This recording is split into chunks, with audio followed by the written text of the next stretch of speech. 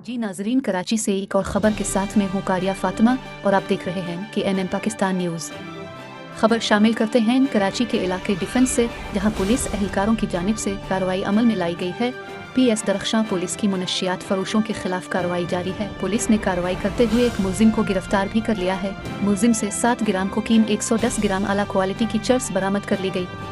मुलजिम डिफेंस के मुख्तलिफ इलाकों में ऑनलाइन मुनशियात फरोख्त करता था, ऐसा बताना है SSP साउथ साजिद अमीर सदोज़ई का, जबकि SHO Darakhshan police station Irfan Asif ने बताया ही कि मुलजिम की काफ़ी अरसे से तलाश जारी थी और अब मुलजिम को टेक्निकल इंटेलिजेंस की मदद से गिरफ्तार किया गया है।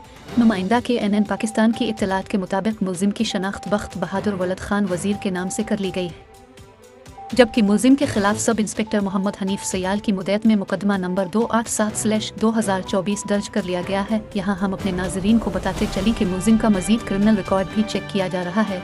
मजीद खबरों और अपडेट्स के लिए देखते रहें KNN पाकिस्तान, सच से हक तक।